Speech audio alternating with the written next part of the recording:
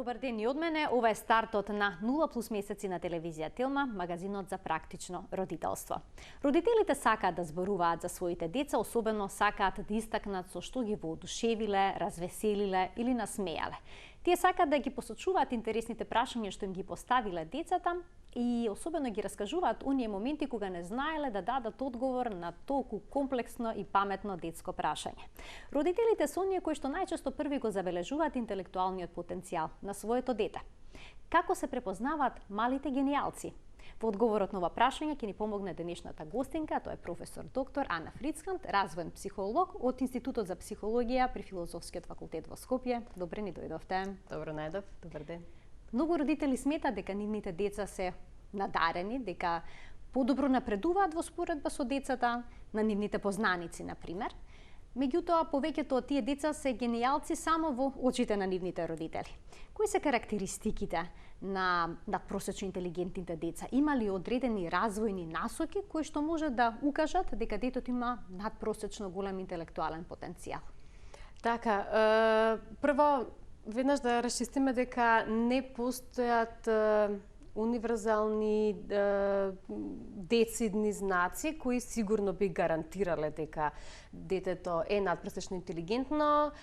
За да имаме некаков конкретен показател, ни треба коефициентот на интелигенција. Тоа значи дека треба да се измери со соодветен тест за мерење на интелигенцијата. И секое дете е различно, специфично, уникатно на свој начин, има свои силни и слаби страни. Така што воопшто не е едноставно препознавањето, но тоа што е покажано во праксата дека овие деца кои што се надпросечно интелигентни сепак поседуваат сплет или низа од знаци кои укажуваат на тоа дека генерално напредуваат многу пред своите врсници кои се просечно интелигентни во речиси сите развојни домени. Така што прво, потребен ни е, како што реков, тест за да го детектираме точниот коефициент, но тоа не е доволно. Тестовите за мерење интелигенцијата не се доволни, затоа што коефициентот сам по себе не ни кажува многу повеќе од тоа колку е капацитетот интелектуален на детето. Но, например, тоа не можеме да кажеме дека би ни било индикатор дека е, не знам, и емоционално зрело, високо и дека има развиена морална свест и совест. Значи тоа не оди секогаш рака под рака, да.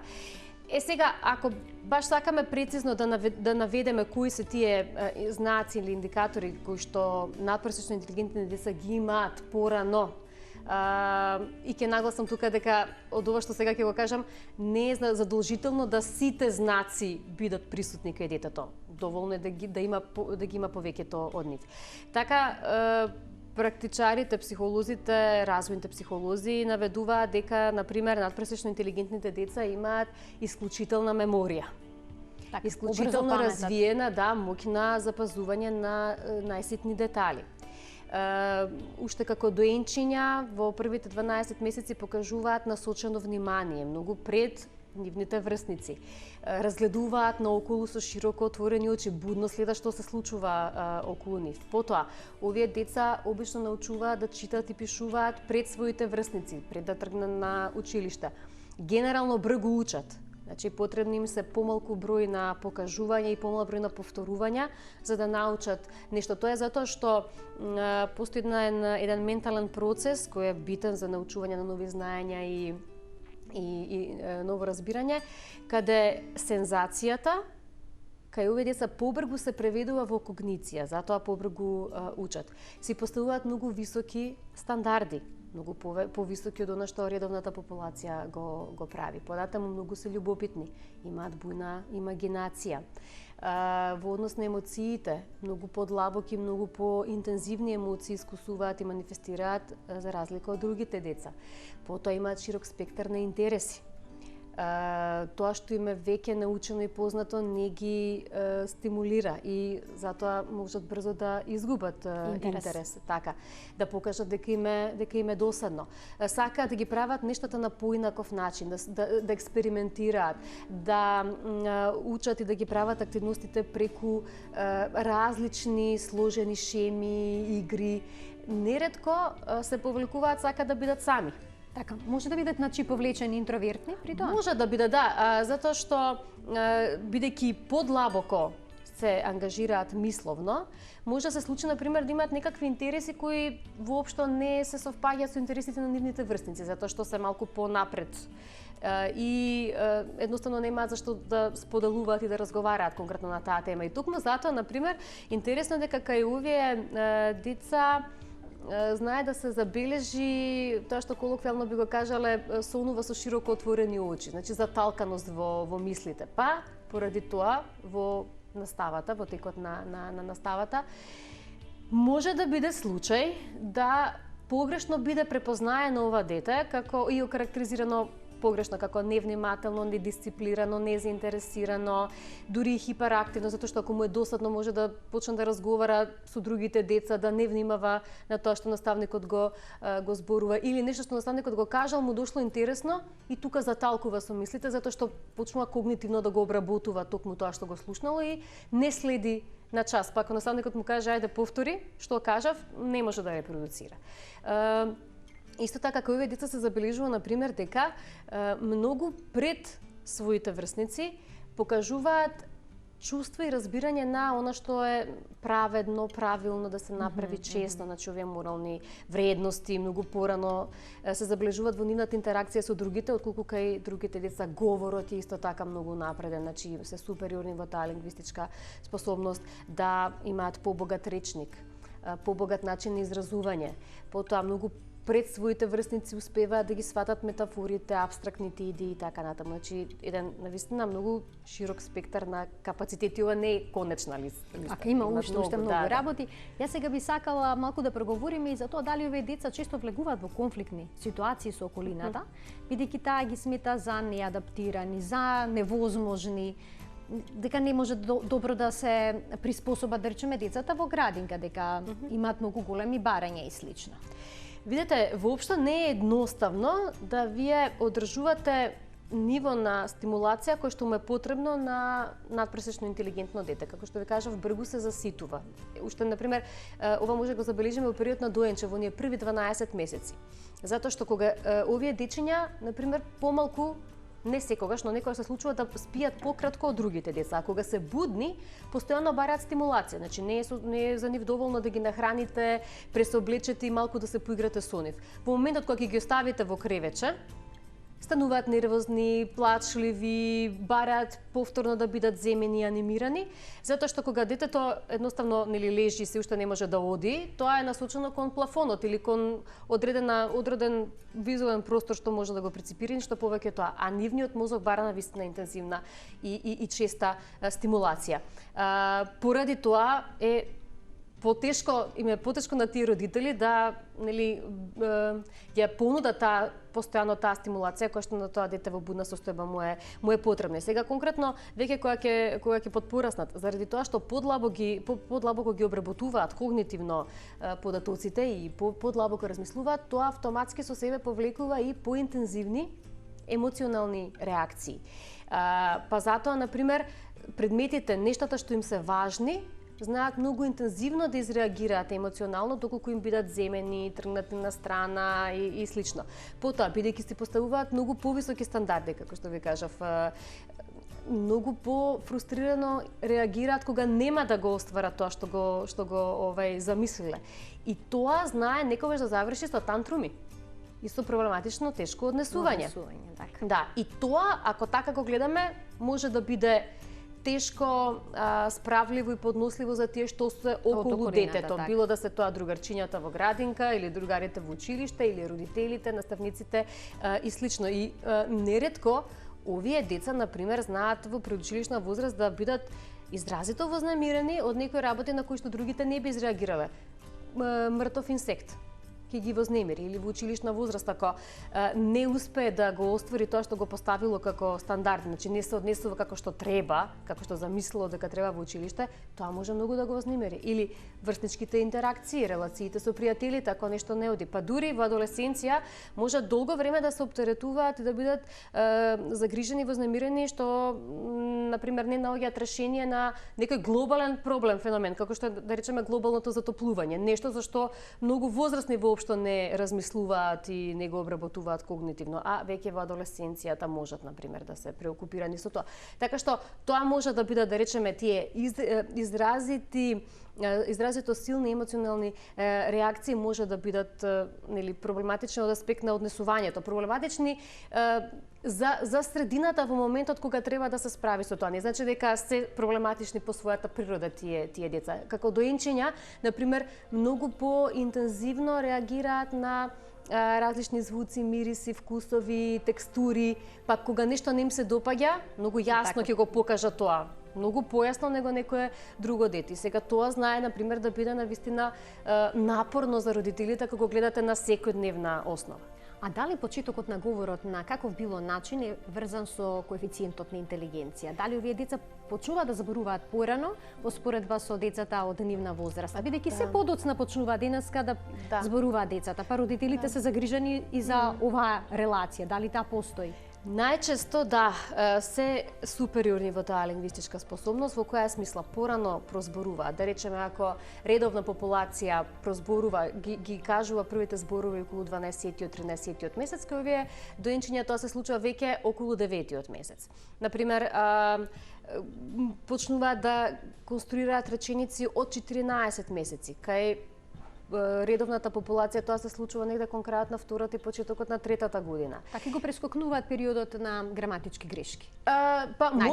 Може да прават, затоа што усвојување на граматиката трае и во текот на цел предучилишен период, но може, например, да се случи да речеме, дури и да не прозборат пред другите, да се јави говорот малку подоцна, но тогаш кога ќе се јави ќе видите дека тој воспоставен сосема коректно. Со цели реченици. Зошто е тоа така? Затоа што говорот се развива, развојот се тече по одредени законитости. И говорот се развива по законитоста од едноставно кон сложено. Значи, одиме прво со едносложни, па двосложни зборови, гласови, па не знам, усвојување на именки, глаголи, заменки и така натаму. И сега, кога се развива говорот и речникот, прво се развива пасивен па активен говор. Значи, многу е побогат пасивниот речник, многу повеќе зборови детето разбира отколку што користи. И токму затоа може, например, да се случи да не зборува активно извесно време, па кога ќе прозбори да потоа тоа биде навистина коректно, затоа што веќе во менталниот вокабулар има и такако многу зборови кои што ги разбира. Например, овие деца многу порано почнуваат да следат сложена говорна порака отколку редовната популација. Редовната популација тоа го прави после 21-тиот месец. Овие тоа го можат околу 16-тиот, 17-тиот веќе месец. Исто така во поглед на фондот на зборови во вокабуларот. Редовна популација, например, околу 24-тиот месец има фонд на зборови од 150 до 300. Кај овие дечиња веќе од 18-тиот месец тој фонд на зборови е над 100 надминат. На 2 годишна возраст може да имаат фонд на зборови како 4 годишно дете од 1500 до 1600 зборови, така што и вокабуларот е многу побогат и многу порано почнуваат така, ако сакаме технички да зборуваат од другите деца. Но тука имаме уште еден, само сакам да нагласам битен момент, уште една законитост, тоа е таа алтернативност во развојот. Значи, познато е дека дете кое ако порано прозбори или ако прво почне да зборува, веројатно малку подоцна моториката ќе почне да се развива и обратно, Така што и тоа замешало прсти развојно гледано како законитост, да. А дали има вистина во тоа дека цртежот може да открие колку е детето интелигентно? Доколку детето се концентрира на детали и слично? Постојат тестови кои, например, цртеж на човечка фигура на година, кој што е наменет за детска возраст, покажува колкав е коефициентот на интелигенција, значи може да се измери. И тука се гледаат исто така разлики, например, во редовната популација децата цртаат човек од два дела околу 4-та година од животот, кај овие дечиња што се со надпросечна интелигенција, тоа се јавува порано, околу 2 години и 8 месеци. Или цртаат човек со врат, раце, нозе, облека околу пред да тргнат на училиште 6-та година, кај надпросечно интелигентни тоа се јавува некаде на 4 години и 2 месеци. Така што постојат, ние тоа го нарекуваме пресвртници во развојот или критични точки кои кажуваат на која возраст што детето би требало да може веќе да прави. Ма зборуваме за просек. Надпресечно интелигентните деца обично многу од овие аспекти ги можат и порано. Така, многу порано. Многу порано. А точно ли е дека децата можат да имаат интелигенција во различни области, односно да бидат интелигентни на различен начин? Односно, едни да бидат подобри во математичка, логична област, други лингвистичка интелигенција посилно изразена да има доколку учат брзо зборови или пак просторно-визуелна доколку паметат со слики? Се разбира дека може и тоа не само кај децата, тоа се забележува кај сите. Значи кај возрастните еве постои еден веројатно за повеќето кои се интересираат за оваа област познат автор Хауард Гарнер кој зборува за 9 типа различни типа на интелигенција, нели мултипла интелигенција, не е само оној Г фактор измерете го и коефициент на интелигенција и тоа е тоа, туку различни домени, музичка, како што рековте, логичко-математичка, визуоспацијална, телесно-кинестетичка, лингвистичка, интраперсонална, интерперсонална, екзистенцијална и музичка и така натаму, нели? И сега нешто е поразвиено, например музичката интелигенција која е развиена и така како рано може тоа да се забележи, таа надареност за музика, или логичко-математичката или лингвистичката, па гледате дека јазиците подобро одат, или визуелно-спацијалната, например надпресечно интелигентните деца уживаат да редат сложувалки, да решаваат проблем задачи. Тука веднаш се гледа, значи оно дете кое што има поразвиена визуелно-спацијална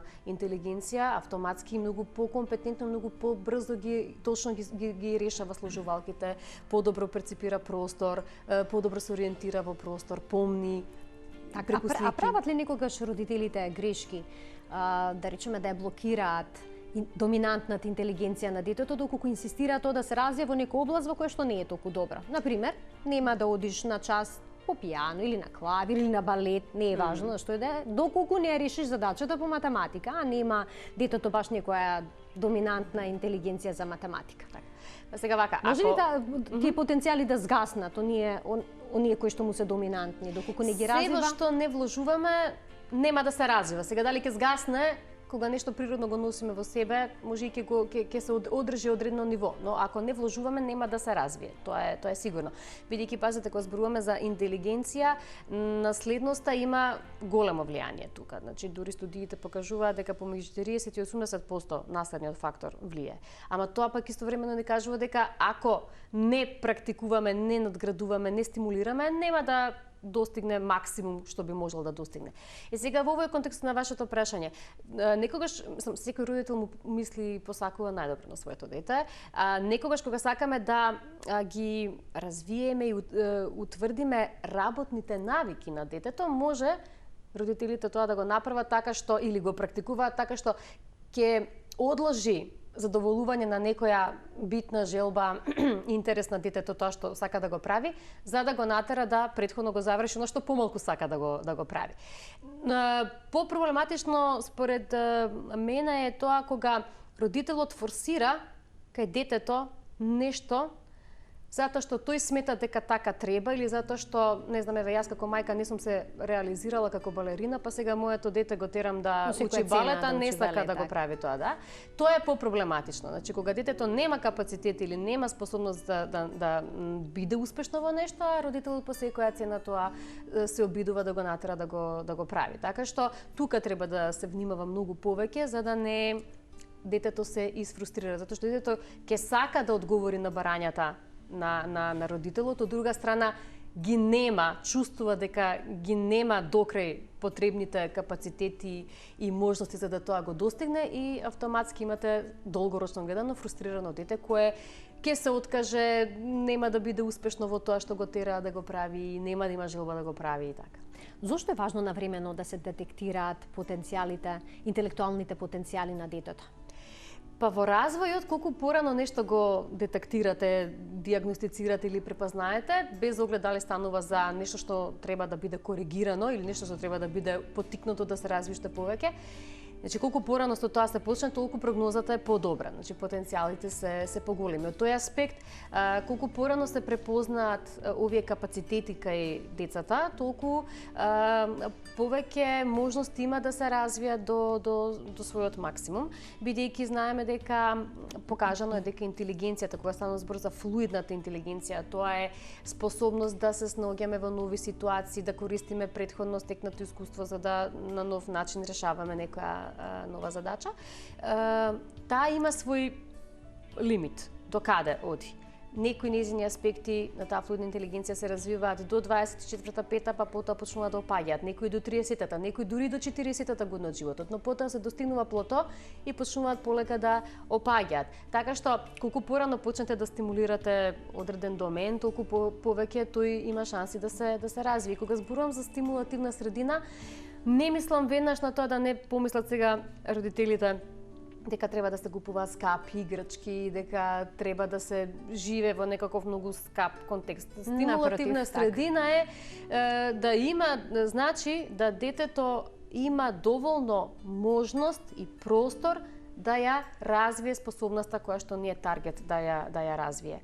Значи, ако е тоа фината моторика, да може да ги користи прстите, да речеме во играта, нека е тоа игра со тесто, да, и пластелин. Најобичен пластелин и слично. Значи, не секогаш скапата играчка или многу ретко е скапата играчка поврзано со стимулација. Треба да се гледа целиот контекст. Значи, колку порано се препознае, толку е подобра прогнозата. Сега сите го критикуваат нашиот образовен систем, бидејќи ниту ги препознава децата со таленти, ниту ги поттикнува нешто посебно да се развијат. И што треба да се направи во тој поглед за да се развие потенцијалот интелектуален кај децата? Дали нешто и родителите самостојно би можеле да преземат во ваков случај, ако нема системска поддршка? Видете, дефинитивно затоа што се почнува од дома. Пред детето да влезе во системот на формално образование, апсолутно дома треба да се создадат услови кои што ќе бидат стимулативни. Инаку самата вклученост во формалното образование е еден битен фактор кој што влие врз развојот на интелигенцијата, заедно со развојот на мозокот, заедно со социоекономскиот статус, квалитетот на исхраната, стилот на живење, активноста физичка и ментална, сето тоа влие. Сега, значи, апсолутно дека родителите можат и треба многу рано да го следат детето. Прво, добро да го познаваат, будно да го следат насочено, значи да поминуваат квалитетно време со детето, за да ги забележат тие разлики во поведението и разлики во способностите што ги има. Но, нормално, сето тоа продолжува потоа и на училиште. Сега, не е едноставно, мене ми е многу јасно дека не е едноставно во група со 30 деца да можете да го следите на ист начин секое дете детално, индивидуално, но она што го дава и теоријата и го потврдува емпиријата е дека ако зборуваме на пример за тоа дека распонот на просечна интелигенција се движи од 85 IQ до 115 IQ, се што е над тоа и се што е под тоа заслужува индивидуален приод. Затоа што во суштина детето кое што е надпросечно интелигентно, например, родителите треба да внимаваат на тоа да одржуваат позитивна ставка на училиштето. Оти, како што ви кажав претходно, да губат интерес по губи интерес, тоа ќе научи брзо за пократко време. И потоа што правиме со другото време? Му станува досадно. И затоа треба, за да не изгуби интерес за учењето, треба да се поттикне дополнително со задачи, материјал кој што ќе ги задоволи неговите потреби и нормално доколку има некој од овие интелигенции сега што претходно ги зборувавме поприсутно, поразвиено, значи подоминантно присутно кај него и во тоа треба да се вложува за да се создадат можности да таа интелигенција напредува. А советувате ли прескокнување на пример на оделение, да веднаш да премине од прво во четврто на пример? Што е со емотивната зрелост на овие деца? Па како што кажав на почетокот, самиот коефициент интелигенција не е индикатор за се во животот, индикатор е за одредена супериорност во одреден домен, меѓутоа не е за супериорност во сите други развојни домени. Така што апсолутно сум за тоа да се поттикнува развојот во секој домен, па и овој когнитивниот кога веќе нели го имаме потенцијалот. За прескокнување од прво во четврто, тоа нека биде прво во второ,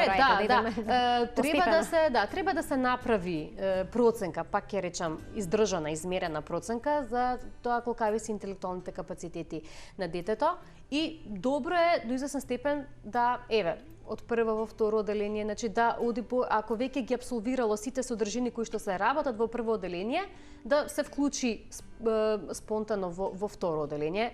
Но, знаете како, секоја престимулација не е добра.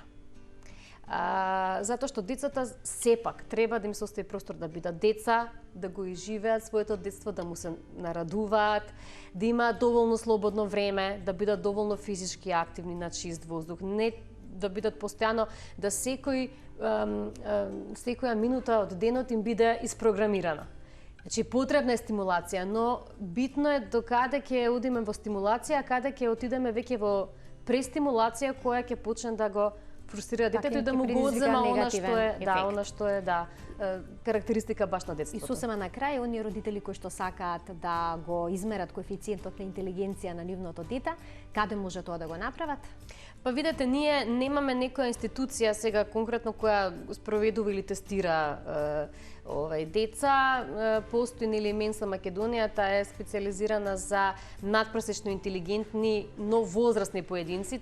Тие не тестираат помлади од 16 години, така што тоа останува веќе на индивидуалната амбиција на родителот, кај психолози кои што имаат мерни инструменти, тоа морам да нагласам, мора да се адаптирани за детска возраст. Значи не можете било кој инструмент да го зададете на дете. Така што дека постои некоја конкретна институција, еве како одговор на вашето прашање, не постои која само тоа го прави и тестира, но по законот за психолошка дејност психологот има право и единствено психологот има право да задава психолошки тестови, така што доколку постојат соодветни норми и соодветни тестови за мерење интелигенција на деца, тогаш психологот е тој кој што може има право, како што реков, да измери интелигенција. Ви благодарам што бевте наша денешна гостинка. На вистина многу интересни информации кои што ќе бидат од корист за родителите. Благодарам на поканата. Денешна наша гостинка во студиото беше професор доктор Ана Фрицханд, развен психолог од Институтот за психологија при Филозофскиот факултет во Скопје. Ви благодарам што не следевте. Се гледаме секој работен ден во рамки на утринската на Телма. До гледање.